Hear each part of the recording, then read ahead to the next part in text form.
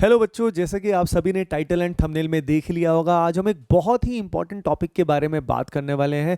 वो है how to increase accuracy in the mock test. यानी क्वेश्चंस को सॉल्व करते हुए हम अपना एक्यूरेसी लेवल अगर इंक्रीज कर देते हैं तो आप जानते हो यार, नेचुरली मॉक टेस्ट में अच्छा स्कोर आएगा। और मॉक टेस्ट में अगर हम अच्छा करते हैं तो रियल एग्जाम में भी हम अच्छा ही करने वाले हैं। तो बच्चों तैयार हो? फुल जोश में, हाउस द जोश, hoping that it is very very high. तो आज जो मैं बातें आपके साथ शेयर करने वाला हूं, इनको याद रखिए, सिर्फ सुनने से काम नहीं चलने वाला, आप सभी को इम्प्लीमेंट भी करना होगा। तो देखिए, फंडामेंटली जब भी हम कोई मॉक टेस्ट देते हैं तो उसमें क्वेश्चन या तो हम कर ही नहीं पाते हैं या हम करते हैं और गलतियां हो जाती हैं। गलतियां दो तरह की हो सकती हैं, या तो गलतियां हो सकती हैं सिली मिस्टेक्स, या गलतियां हो जाती हैं कंसेप्चुअल मिस्टेक्स। यानी या तो हमें सब्जेक्ट ठीक से नहीं आता है, इम्प्लीमेंटेशन ठीक से नहीं आता है और कंसेप्चुअली गलती कर देते हैं हम, है ना। या हम कोई सिली मिस्टेक करते हैं। सिली मिस्टेक का मतलब इट कैन बी क्वेश्चन को गलत पढ़ लिया, क्वेश्चन में पूछा हुआ which the following is incorrect, आपने पढ़ लिया which the following is correct. या क्वेश्चन कोई ठीक से नहीं पढ़ा, उसने पूछा कुछ और है, आपने कुछ और ही समझ लिया, राइट। तो इस बेसिस पे गलती हो जाती है, कैलकुलेशन एरर्स हो जाते हैं। तो तरह तरह की बेवकूफ़ियाँ होती हैं जिनको हम क्या बोलते हैं कंपाइल करके, सिली मिस्टेक्स। यानी अगर हम सिली मिस्टेक्स को मिनिमाइज करते हैं बच्चों, तो सिली मिस्टेक्स को मिनिमाइज करते ही हमारा स्कोर काफ़ी बूस्ट हो सकता है, राइट। तो आज के इस सेशन में एक पार्ट हमने लिया है सिली मिस्टेक्स से रिलेटेड। अगला पार्ट हमने इस वीडियो में लिया है वो है मॉक टेस्ट एंड उसके एनालिसिस से रिलेटेड, जिसमें हम कंसेप्चुअल एरर्स के बारे में बात करेंगे कि कंसेप्चुअल गलतियां जो होती हैं, जो हम ये सोच के सवाल को कर लेते हैं कि भाई ये मेरे से हो सकता है और फिर भी वो गलत हो जाता है, कैसे उसको सही करेंगे। उसके अलावा बच्चों, गेस वर्क सही है या नहीं है, करना चाहिए या नहीं करना चाहिए, इस बारे में हम बात करने वाले हैं। चलिए शुरुआत करते हैं बिना टाइम वेस्ट किए बच्चों। सबसे पहले let us start with the silly mistakes. देखिए बच्चों, सिली मिस्टेक बहुत प्रकार की हो सकती हैं, क्योंकि मूर्खता भी बहुत तरह की जा सकती है, बहुत सारी तो डिफाइन भी नहीं की जा सकती। लेकिन फंडामेंटली इसका जो रीज़न होता है ना सिली मिस्टेक का, वो होता है, पहला रीज़न होता है क्वेश्चन को मिसरेड करना। यानी क्वेश्चन को ठीक से जब हम नहीं पढ़ते हैं तब ये सबसे बड़ी गलती होती है। यानी अगर रामबाण तुम जानना चाहते हो, ब्रह्मास्त्र अगर तुम जानना चाहते हो जिसकी हेल्प से ये परेशानी दूर हो जाएगी, वो है focus on one question at a time.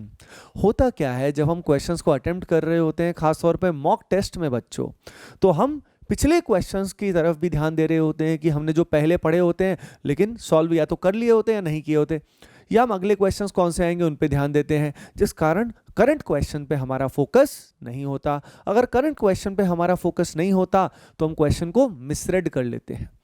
यानी जैसे कि ये वीडियो भी आप देख रहे हो, लेकिन हो सकता है आप में से बहुत सारे स्टूडेंट्स के बैक ऑफ द हेड कुछ और चल रहा हो, या तो कुछ फ्यूचर का या कुछ पास्ट का, या तो कुछ फ्यूचर का कि मुझे कुछ और करना है अभी, इसके बाद मैं ये करूंगा, इसके बाद ये करूंगा।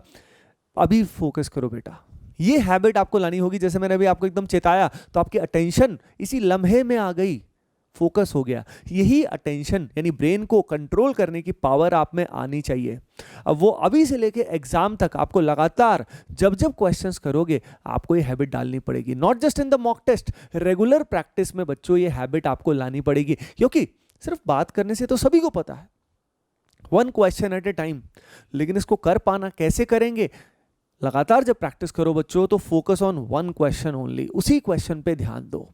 रेगुलरली कई बार आप चैप्टर वाइज टेस्ट भी तो देते होगे, कई बार आप क्वेश्चन सॉल्व कर रहे होगे 10 एक साथ, तो उसमें भी आप इस तरह का प्रैक्टिस करेंगे।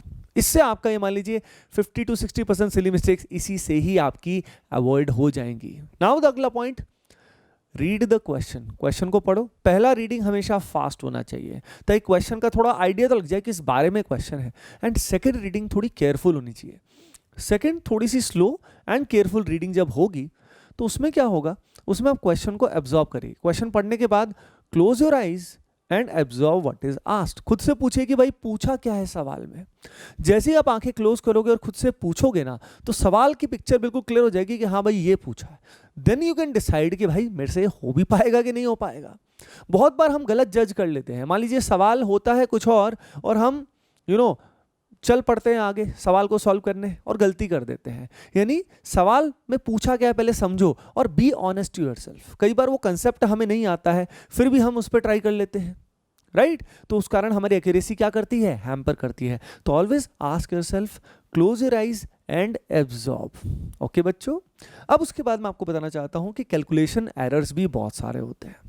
कैलकुलेशन एरर्स को मिनिमाइज करने के लिए पहली बात, जब रेगुलर प्रैक्टिस हम करते हैं तो बच्चों कैलकुलेटर का यूज मत करिए। कैलकुलेटर यूज करोगे तो वहां पे भी एग्जाम में एकदम कैलकुलेशन करने से हिचकिचाहट होगी और गलती हो जाती है। यार सोच के देखो, अगर हमने 2-3 क्वेश्चन भी हमने कैलकुलेशन एरर से खो दिए यार, तो सोचिए 15 मार्क्स का डिफरेंस आएगा ना, +4 -1 रहता है अपना, तो 15 मार्क्स का डिफरेंस 3 से 4 क्वेश्चंस में आपकी रैंक में कितना डिफरेंस आ जाएगा आप सोच भी सकते हो, मैं जानता हूं, है ना।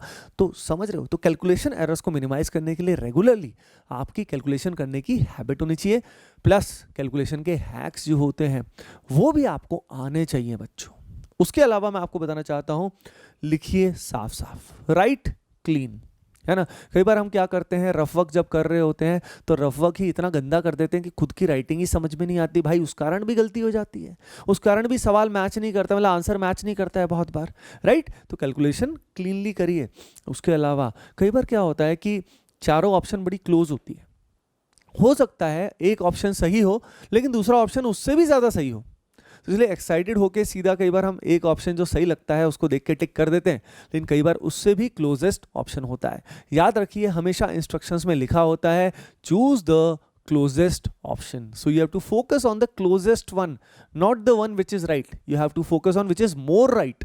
तो कभी कभी ऐसा हो जाता है ना, इस कारण भी गलतियां हो जाती हैं। तो अगर आप ये सब करते हो तो सिली मिस्टेक मिनिमाइज होंगी। सिली मिस्टेक को मिनिमाइज करने के और भी तरीके होते हैं बच्चों।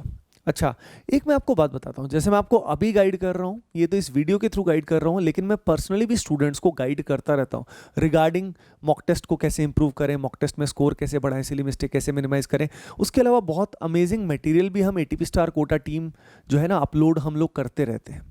तो अगर आप पर्सनल गाइडेंस चाहते हैं और वो मटेरियल का पीडीएफ डाउनलोड करना चाहते हैं तो लिंक डिस्क्रिप्शन में दिया हुआ है बच्चों, टेलीग्राम चैनल का, वहाँ पे ये चीज़ें आपके लिए आती रहती है। तो उस कम्युनिटी का, एटीपीएस की कम्युनिटी का हिस्सा जरूर बनिए, आपको बहुत बेनिफिट होगा। लिंक डिस्क्रिप्शन में दिया हुआ है बच्चों। अब सिली मिस्टेक्स को मिनिमाइज करने का अगला तरीका जो है आप सभी समझ रहे हो, वो है मॉक टेस्ट देना। भाई मॉक टेस्ट अगर आप नहीं दोगे, टाइम बाउंड प्रैक्टिस नहीं करोगे, तो आपको कैसे पता लगेगा कि कौन कौन सी मिस्टेक आपने की। तो बहुत बार बच्चे टेस्ट तो देते हैं पर एनालिसिस प्रॉपर नहीं करते। तो एनालिसिस अगर आपको प्रॉपर करना है बच्चों, तो उसके लिए अगेन हमने एक स्पेशल टूल बनाया है जिसका नाम है टेस्ट एनालिसिस टूल।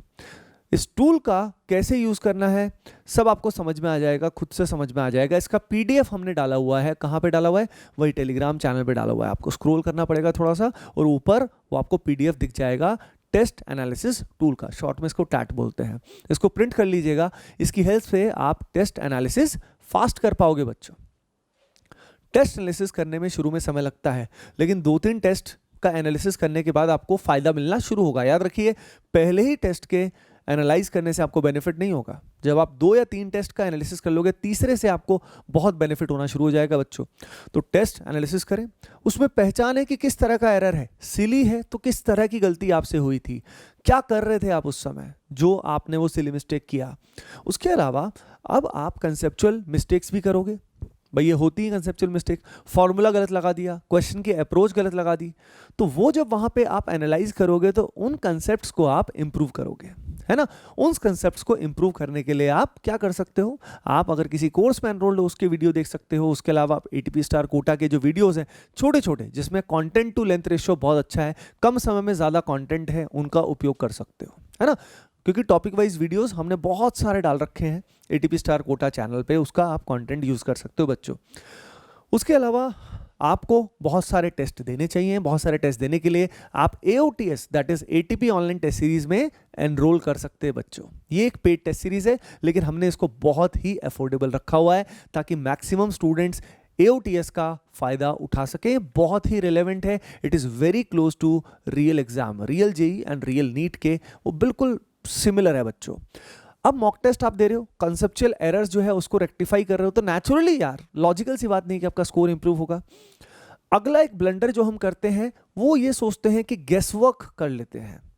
बच्चों अगर प्योर गेस है, यानी बिल्कुल ही तुक्केबाजी है, तो वो जुए की तरह है ना, जिसमें आप खुद ही सोचिए प्रोबेबिलिटी के हिसाब से भी आपका क्वेश्चन ठीक होने के चांसेस बहुत ही रेयर होते हैं। तो यानी प्योर तुक्केबाजी तो बिल्कुल भी नहीं करनी चाहिए। हाँ, intelligent guess work is recommended. कभी कभी ऑप्शन देख के समझ में आ जाता है कि यार यही ऑप्शन आ सकता है, तो वो इंटेलिजेंट गेस हुआ। कभी कभी क्या होता है, ऑप्शंस एलिमिनेट करके 2 ऑप्शन बच जाते हैं। अगर 2 ऑप्शन बच जाते हैं तब हमें उसको करना चाहिए, क्योंकि तब प्रोबेबिलिटी के हिसाब से आपकी एक्यूरेसी ओवरऑल सही रह जाएगी, यानी ओवरऑल आप प्लस में ही रहोगे।